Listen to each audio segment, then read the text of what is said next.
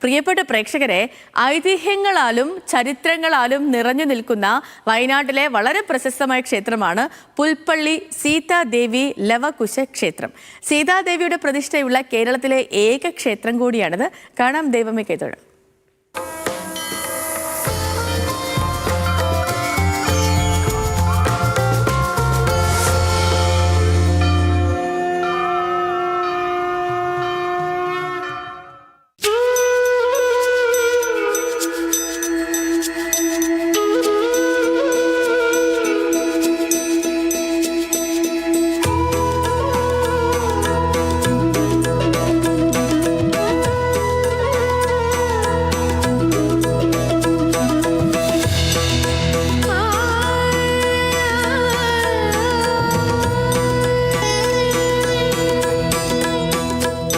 ബ്രിട്ടീഷുകാരോട് പടപൊരുതി വീരമൃത്യു വരിച്ച പഴശ്ശിരാജാവിൻ്റെ സൈനിക താവളമായിരുന്നു ഒരു കാലത്ത് ഈ ക്ഷേത്രം.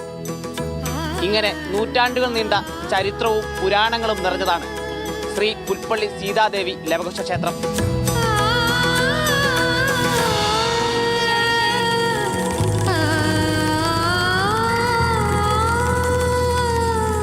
ശ്രീരാമന്റെ നിർദ്ദേശപ്രകാരം ലക്ഷ്മണൻ ഗർഭിണിയായ സീതയെ വാത്മീകി ആശ്രമത്തിന് സമീപം ഉപേക്ഷിച്ചു. സീതയ്ക്ക് താമസിക്കാനായി വാത്മീകി പുല്ലുകൊണ്ടുമേഞ്ഞ ഒരു കുടിൽ നിർമ്മിച്ചു.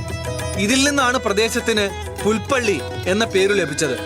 സീതയും മക്കളായ ലവനും കുശനും ഈ പ്രദേശത്ത് ജീവിച്ചു എന്നാണ് ഐതിഹ്യം. ഈ ക്ഷേത്രത്തിന്റെ കീഴിലായി 4 ഉപദേവതാ ക്ഷേത്രങ്ങളുണ്ട്. കരിങ്കാളി ക്ഷേത്രമുണ്ട്, വാൽമീകി ആശ്രമമുണ്ട്, ജടയറ്റകാവുണ്ട്, ഹനുമൽ സ്വാമിക്കായിട്ടുള്ള സങ്കല്പവും സങ്കേതവും അവിടെ നമുക്ക് കാണാൻ സാധിക്കും.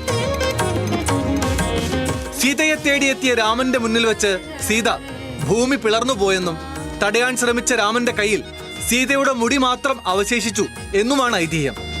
ഈ സംഭവം നടന്നു എന്ന് വിശ്വസിക്കുന്ന സ്ഥലമായ ചേടാറ്റിൻ കാവാണ് സീതാദേവി ക്ഷേത്രത്തിന്റെ മൂലക്ഷേത്രമായി കരുതപ്പെടുന്നത്.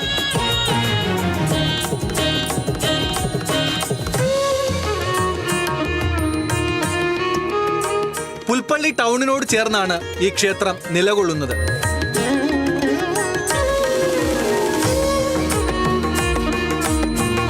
കേരള ക്ഷേത്ര നിർമ്മിതി ശൈലിയിലാണ് ക്ഷേത്രത്തിന്റെ നിർമ്മാണം.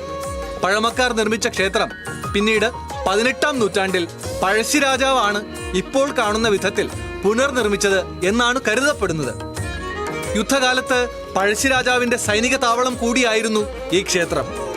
പുൽപ്പള്ളിയിലെത്തിയ ടിപ്പു സുൽത്താൻ സീതാദേവി ക്ഷേത്രം പൊളിച്ചു മാറ്റാൻ ശ്രമിച്ചുവെന്നും എന്നാൽ പൊളിച്ചു മാറ്റാൻ സാധിക്കാതെ പിന്മാറുകയായിരുന്നുവെന്നും കഥകളുണ്ട്.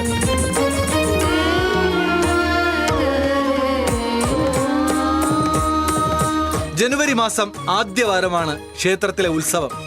ജാതി മതഭേദമന്യേ ആയിരക്കണക്കിന് ആളുകൾ ഉത്സവത്തിൽ പങ്കെടുക്കും. പുൽപ്പള്ളി പ്രദേശത്തിന്റെ ജനകീയ ഉത്സവമായാണ് ഇത് കണക്കാക്കപ്പെടുന്നത്. ധനു മാസം 18 മുതൽ 22 വരെയാണ് പുൽപ്പള്ളി അമ്പലത്തിലെ ഉത്സവം. എല്ലാവരും, അതായത് ജാതി മത എല്ലാം ഭേദമന്യേന എല്ലാവരും വന്ന് പങ്കെടുത്ത് ആഘോഷമാക്കുന്നൊരു ഉത്സവമാണ് ഈ നമ്മുടെ പുൽപ്പള്ളി അമ്മയുടെ ഉത്സവം എന്ന് പറയുന്നത്. അതുപോലെ തന്നെ നമ്മുടെ ഈ ഉത്സവത്തിൻ്റെ ഒരു പ്രത്യേകതയാണ് ഒരു പ്രാദേശിക താലം വരവ്. എല്ലാ പ്രദേശത്തിലുള്ള അമ്മമാരായാലും സ്ത്രീകളും കുട്ടികളും എല്ലാവരും വന്ന് താലം എടുത്തിട്ട് നമ്മൾ എല്ലാ പ്രദേശത്തു നിന്നും പല പ്രദേശങ്ങളിൽ നിന്നായിട്ട് ഇന്ന് താലം വന്ന് ചേർന്ന് ഇവിടെ ജടേറ്റങ്കാവിൽ വന്ന് എത്തിച്ചേർന്നിട്ട് പുൽപ്പള്ളി അമ്പലത്തിലേക്ക് ചെന്ന് അവിടെ സമാപിക്കുന്ന രീതിയാണ്. കേരളത്തിനകത്തും പുറത്തുമുള്ള നിരവധി ആളുകളാണ് ദർശനത്തിനും മറ്റുമായി ക്ഷേത്രത്തിലെത്തുന്നത്. ഐതിഹ്യങ്ങൾക്കും ചരിത്രത്തിനുമപ്പുറം ഒരു നാടിന്റെ പൈതൃകം പേറുന്ന ദേവാലയമാണ് പുൽപ്പള്ളി സീതാദേവി ലവകുശ ക്ഷേത്രം.